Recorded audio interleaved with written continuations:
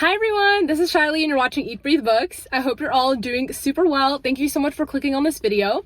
Today I'm going to do a quick wrap up and just talk about the books that I read in May. I'm completed 2 and I read most of 1. So I'll be talking about those. The video shouldn't be too long as there aren't too many books to talk about. And sorry I'm sitting in the car, but the lighting is good and yeah, doesn't matter. Anyway, let's get started. The first book that I read and completed in May is People We Meet on Vacation by Emily Henry. If you've watched any of my most recent videos, you know I've already talked about this book, but now I can really talk about it in depth. So I really like this book. Let's first just start with talking about Emily Henry for a second. Wow.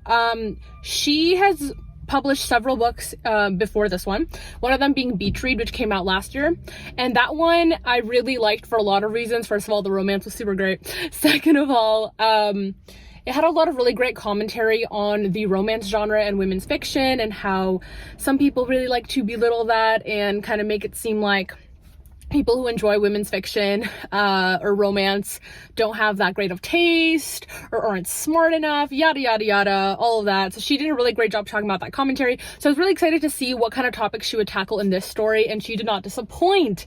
So this story is about 2 best friends named Alex and Poppy who meet freshman year of college at orientation, I believe, or at like a party after orientation before the first day of school, and they totally like do not hit it off. Okay, they don't click, they couldn't be more different, but they become besties about a year later when they realize that they both live in the same state but in like different parts of the state. Like one lives in East and one lives in West, and they decide to carpool home together. And again, they just literally do not agree on almost anything, yet there's chemistry there, and so they become best friends throughout college, best friends post-college. And what they do to stay connected every year is they go on a vacation together, because the girl Poppy loves traveling.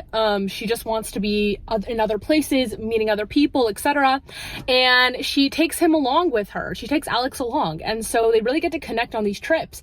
And what's really cool about this story is it's not told in like one linear timeline, meaning the chapters jump in like between the present and the past. So like one chapter will start with like the present, and then the next chapter will be like 10 years ago, and then present, and 9 years ago. And it's really cool because you get to really follow them throughout their the friendship, but still get to experience like how they're behaving now and like compare them and see how their dynamics shift over time, and how there's obviously chemistry and tension between them, but things keep getting in the way. It kind of reminded me of Love, Rosie in a way, which I really enjoyed. If you've read that or watched the movie, I've only watched the movie, but I would like to read the book. It's by Cecilia Ahern.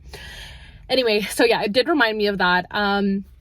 I really enjoy this also because Emily Henry is literally queen of writing witty banter. Actually, the other book that I completed this month also did a great job with that. She writes such great banter between the two. Like, they just riff off of each other. They have completely different, distinct voices. You can really tell like who's Alex, who's Poppy. You get such a great sense of them from the way they talk, the way they think, the way they treat each other and others and themselves. It's just so cool. And like the epiphany that Poppy has towards the end of the story, like what she kind of like, learns and discovers about herself and her life and other people was unexpected and really fresh, and I think a lot of you would really enjoy it. So as you can see, I'm very excited to talk about this book because I genuinely enjoyed it. So I definitely recommend you pick it up. It is new adult, which I know is not like a real genre, like whatever, but yeah, the characters, they start at 19, they go through in their early 30s, I believe, so mid-30s, I think early 30s, I'm not sure.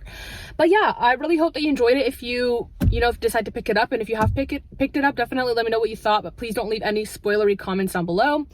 And yeah, check this one out, check out Beach Read, and let's move on to the next book. Speaking of great banter, I really enjoyed The Trouble with Hating You by SAJNI Patel. I hope I pronounced that correctly. I really enjoyed this one as well. This is also a new adult contemporary novel. Honestly, I read majority new adult this month. I usually read a lot of YA, but I do enjoy new adult as well. I think I'm really starting to read a pretty much equal amount of both, I guess. Anyway, this is a rom-com between a girl named Leah and a guy named Jay. Leah is a successful biomedical engineer and Jay is a lawyer, and the story basically starts off with their parents trying to set up like an arranged marriage between them, but Leah's completely blindsided and doesn't realize it's happening, and she also harbors really negative feelings towards her father for things that have happened in their past, and it really pains her to see like her mother around her father because of the way her father treats her mother, and so that brings up a lot of problems for her, and she runs away and she like leaves everyone at the dinner, including Jay and his mom, and she really, throughout the book, she just really resists the idea of marriage, of a relationship, and a lot of that has to do with her past. Trigger warning for sexual abuse also. But over time you really see her start to change and soften and fall in love, and like Jay helps her realize, you know, that she is capable of loving and she deserves to have love, and she also like is a really strong character on her own.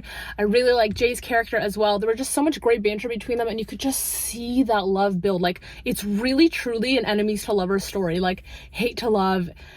Incredible. Such great writing, such great storytelling. I really enjoyed this one. I didn't want to finish it or put it down, and I definitely want to read more from this author. So yeah, if you've read this, let me know if you liked it. Again, no spoilers please for other readers who haven't checked it out yet. And yeah, okay, the last book I'm going to quickly talk about, I haven't finished yet, so I'll talk about more when I do finish it, but it's The Rest of the Story by Sarah Dessen. I think I'm about 2/3 of the way through, and this is about a girl named Emma whose mother passed away a couple years prior, and she lives with her dad who just got remarried, and due to unforeseen circumstances, her dad sends her to a lake town where her mom actually grew up, but she didn't really know too much about her mom's past, just from like the few stories she told her, but like not that much. So she goes and learns the rest of the story. LOL, 10% off sticker.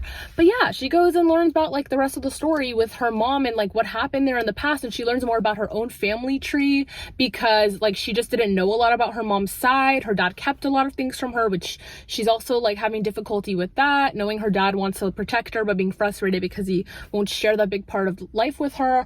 And she makes all these new friends, and there's a sweet romance, and she gets to meet her cousins and her grandma and everyone, and like memories start coming back to her. And the really interesting thing is like at this lake town, it's actually like two towns technically, like across the lake from each other. There's like the town that's been there for a long time and people have like less money, and then across the lake are the people who are super wealthy and the new fancy hotel, yacht club, fratty kind of people, yada yada, and how she kind of belongs to both. So on the side with where her family's from, they call her Sailor because that's what they knew her by when she was a little kid, and then across the lake she's known as Emma, and that's where like her dad used to spend his summers. And so it kind of represents the two different sides of her, like the side of her that like she's always known herself as, and the side that she like is trying to explore and maybe also wants to be. So I am enjoying it so far, but I'm not done yet. Anyway, okay, there's a person there, so I'm just gonna block them because I need to go. But anyway, thank you so much for watching this video. I really hope that you enjoyed. Let me know if you've read any of these books or if you have any recommendations for me or other readers. Thanks so much for watching, and talk to you later. Bye.